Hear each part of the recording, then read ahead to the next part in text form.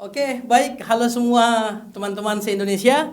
Jelang Hari Guru tanggal 25 November 2020, Komunitas Guru Belajar Nusantara Kabupaten Bantaeng mengundang khusus Ketua Komunitas Guru Belajar Nusantara Daeng Usman Jabar Mapisona hadir dalam diskusi serial pada kesempatan ini.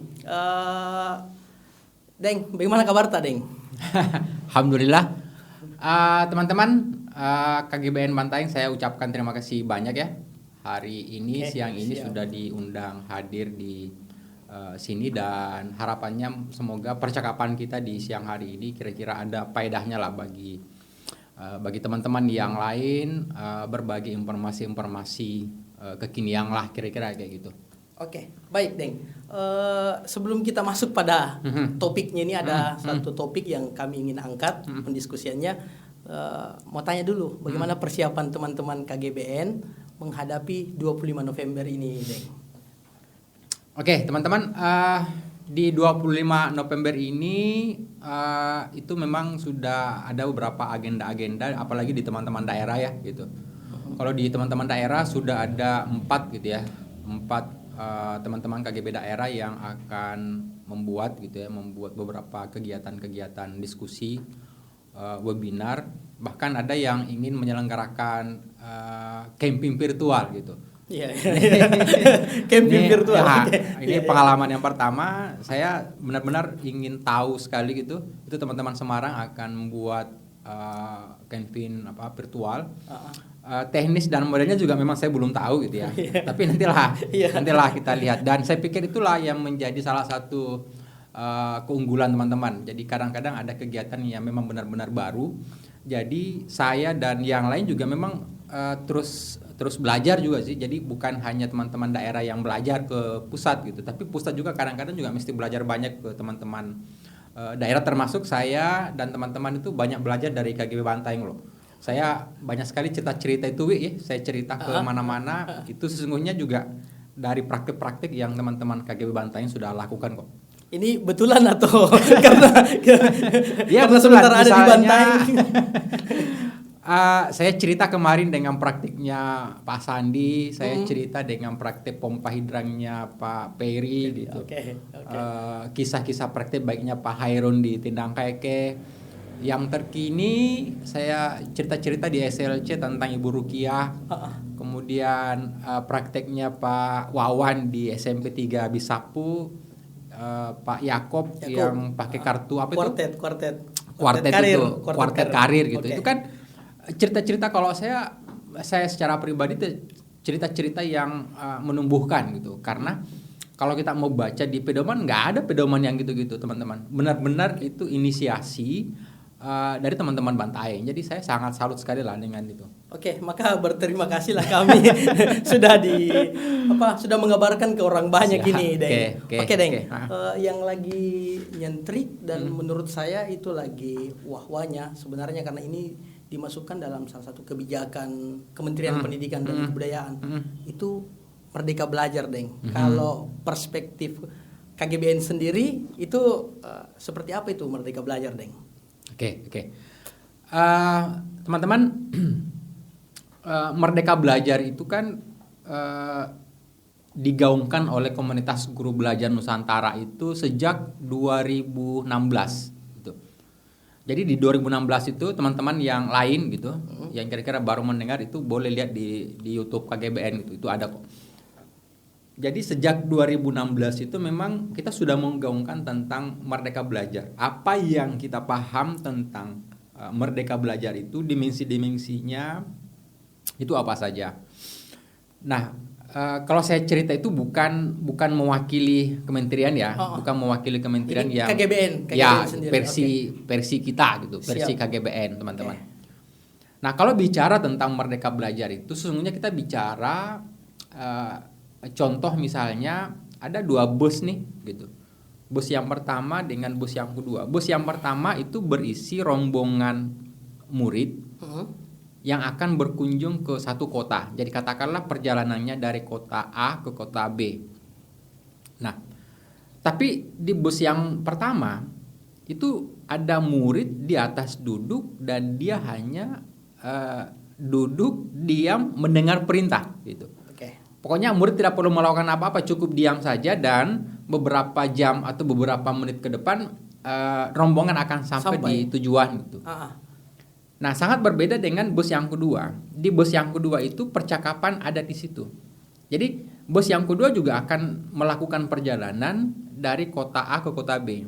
Tapi oleh pemandu gitu, oleh gurunya di rombongan itu ada percakapannya. Guru kemudian bertanya ke murid, kita akan kemana gitu.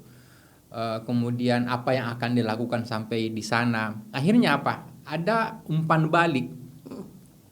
Jadi kalau di bus yang pertama yang tahu peta perjalanan itu hanya pemandu, tapi di bus yang kedua dua-duanya tahu gitu. Pemandu dengan yang dipandu juga tahu arah perjalanan kita akan kemana. Sehingga ada pertanyaan atau ada pernyataan gitu yang menarik di bus yang kedua itu adalah bisa jadi arah perjalanan bus itu akan berubah gitu. Bisa jadi akan berubah. Kenapa? Karena ada informasi terkini yang disampaikan oleh anggota rombongan. Misalnya nih Pak, kalau misalnya kita mau menuju kota B atau kita mau ke Makassar nih, dari Bantaeng ke Makassar, lebih bagus Pak kalau di Takalar itu kita lewat Galesong tuh. Lewat Galesong, ya. Misalnya, ada alternatif. Karena misalnya karena kenapa? Karena ternyata kalau kita melalui jalur yang seperti biasa, misalnya ada hambatan di situ. Kenapa ada hambatan? Nah, saya minggu lalu Pak, saya turun ke Makassar sama orang tua dan ternyata di perbatasan Goa Takalar itu misalnya ada jalanan yang sementara dikerja, ada kemacetan di situ misalnya nih. Sehingga arah perjalanan bisa berubah. Nah, teman-teman, suasana Merdeka Belajar itu sesungguhnya adalah suasana di bus yang kedua tadi. Gitu. Tujuan itu sesuatu yang memang diperdebatkan, didiskusikan antara guru sama murid tuh. Nah, itu contoh suasana yang Merdeka Belajar, teman-teman. Kalau bicara tentang dimensi, maka kalau komunitas guru belajar itu meyakini ada tiga dimensi Merdeka Belajar itu. Gitu. Dimensi yang pertama kira-kira adalah konsisten dengan tujuan, bahwa guru yang Merdeka Belajar itu mesti tahu tujuan.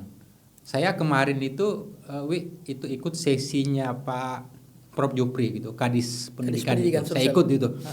Saya teman-teman itu ada bagi link, saya ikutlah di webinarnya itu. Iya. Saya tiba-tiba di diskusi itu terbahak gitu. Ini serius nih, saya terbahak gitu. Kenapa? Pak Jupri itu cerita gitu, bahwa ini cerita ya, ini hanya Alkisah gitu. Alkisah diceritakan itu bahwa di negeri luar sana ketika anak-anak ditanya apa yang menjadi tujuan belajar matematika itu, maka mereka menjawab itu beragam jawabannya itu. Kenapa belajar matematika? Ya, supaya saya tidak dibodoh-bodohi ketika belanja gitu. Ini juga ceritanya Pak Lutfi, kawan kita di Makassar gitu.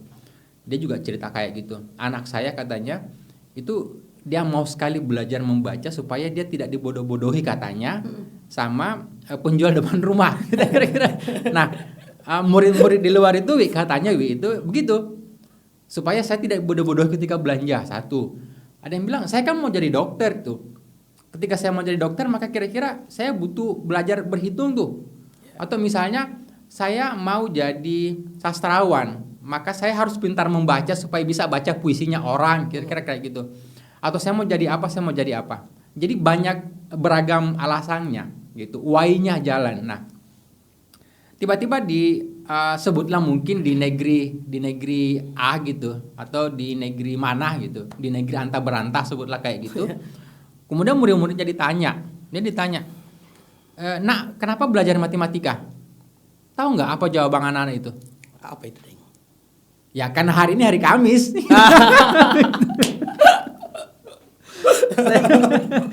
Saya terbahak gitu. Oh iya, berarti anak-anak itu belajar matematika hanya karena hari Kamis. Ya, jadwalnya rosternya itu belajar matematika hari Kamis gitu. Nah, guru yang Merdeka Belajar nggak boleh gitu. Murid yang Merdeka Belajar jawabannya tidak boleh itu, belajar bahasa Indonesia karena hari Jumat gitu. Oke. Saya sebelum lanjut. Oke. Kalau menurut kita sendiri, Deng, karena tadi sudah berbicara tentang Merdeka Belajar, apa sebenarnya tantangan atau miskonsepsinya dari Merdeka Belajar, Deng? Miskonsepsi tentang Merdeka Belajar itu bahwa salah satunya cara mendahului tujuan. Saya pikir cara mendahului tujuan. Okay. Gitu. Kita sudah punya cara, gitu. Belum ketemu anak-anak kita sudah punya cara. Jadi sudah ada cara belajar yang kita ramus sedemikian rupa, kemudian kita kumpulkan dalam beberapa dokumen-dokumen, baru ketemu anak gitu. Jadi anak ini tidak menjadi dokumen yang hidup, dia tidak punya pengaruh apa-apa terhadap dokumen yang kita buat gitu. Anaknya dari manapun, anaknya kemampuannya apapun, ya dokumen ini nggak berubah apa-apa gitu. Cara kita nggak berubah apa-apa. Gitu. Nah ini salah satu miskonsepsi yang saya pikir mesti segera diretas sedemikian rupa. Jadi tujuan itu harusnya lebih awal dibandingkan cara. Jadi jangan cara gitu, jangan cara yang mendahului tujuan. Itu nggak boleh dibalik seperti itu. Misalnya nih contoh. Kita ingin mengajari anak gitu berdasarkan profilnya. Jadi kita menentukan tujuan itu kan berdasarkan profil anak. Kita berhadapan dengan siapa sih sebenarnya? Dengan tingkatan mana? Dengan orang tuanya dari mana? Dengan minat apa mereka? Semua rentetan profil itu mestinya menjadi pertimbangan untuk menentukan cara kita, teman-teman. Itu salah satunya miskonsepsi yang saya pikir penting untuk segera diretas. Saya dan teman-teman kan kita sama-sama guru BK ini, biasa lihat ini praktik-praktik baiknya yang dituliskan di Facebook yang saya pikir ya agak-agak tulisannya ringan tapi itu unik juga unik. Sekarang begini Deng, ini gambaran secara umum.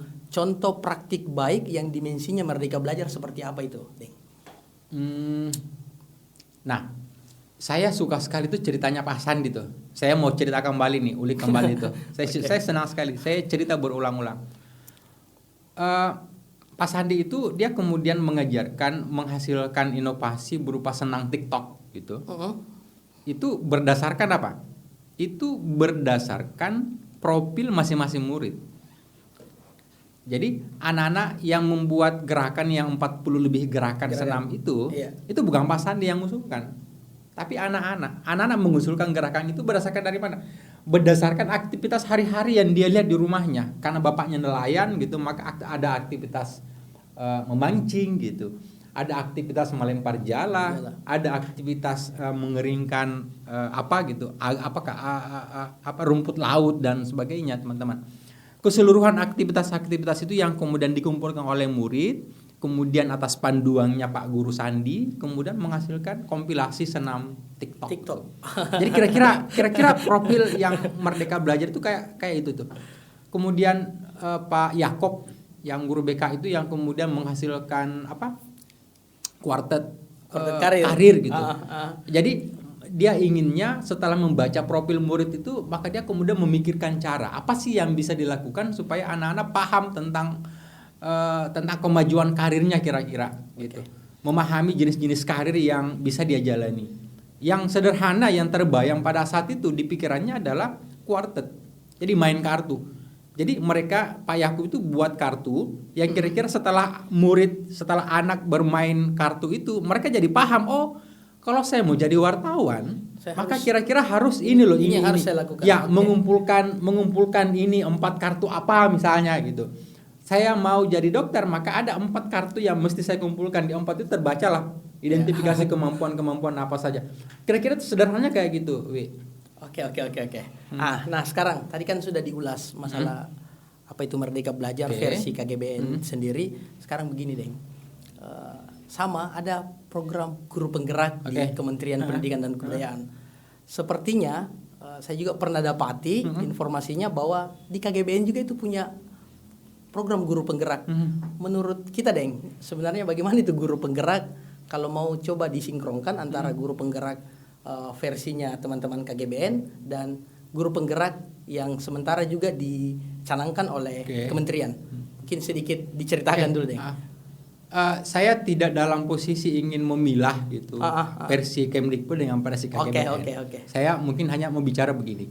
bahwa yang dimaksudkan saya dan teman-teman oleh kita semua ini tentang guru penggerak itu adalah orang yang senantiasa merefleksikan seluruh tindakan-tindakannya itu untuk kepentingan atau keberpihakan pada anak gitu.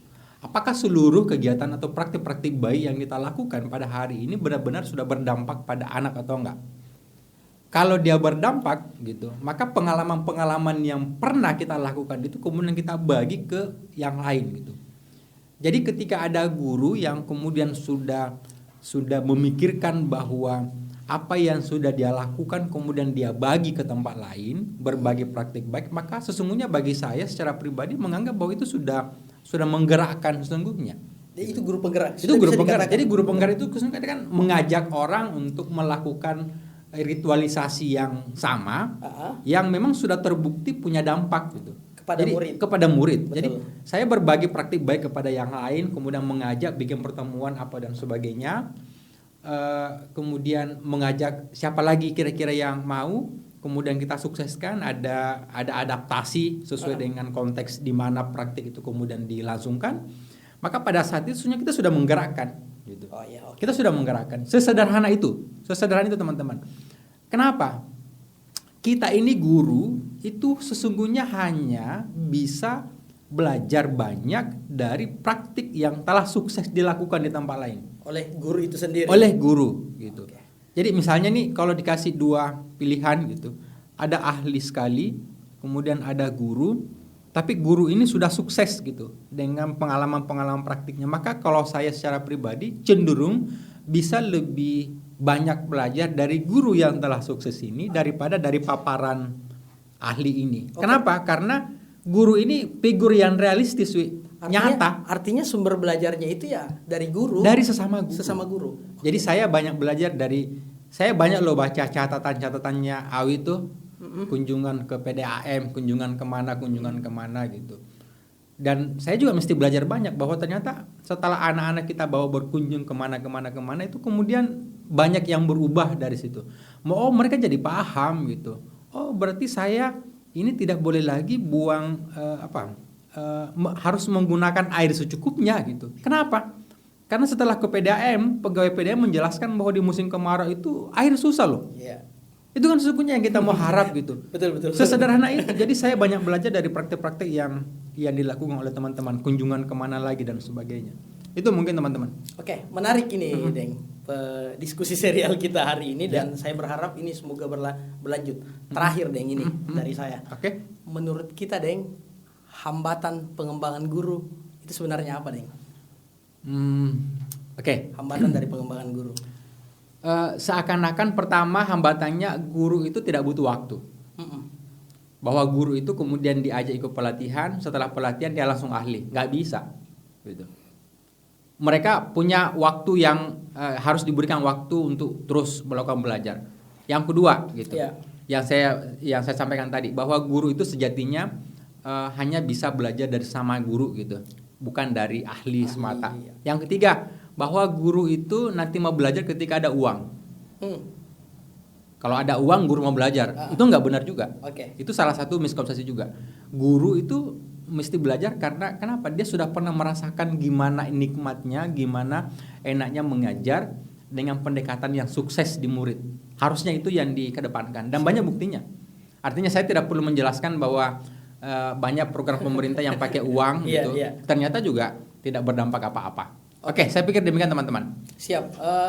Baik, terima kasih Deng. Diskusi serialnya bincang-bincang. Saya pikir ini bincang ringan kita. Siap. Terkait Merdeka Belajar Guru Penggerak dalam momentum Hari Guru 25 November 2020. Terima kasih atas waktunya. Siap, sama-sama. Iya, mungkin kita akan ketemu di diskusi kita. Oke, kita akhiri saja pertemuan kita kali ini. Assalamualaikum warahmatullahi wabarakatuh. Panjang umur perjuangan. Panjang umur perjuangan.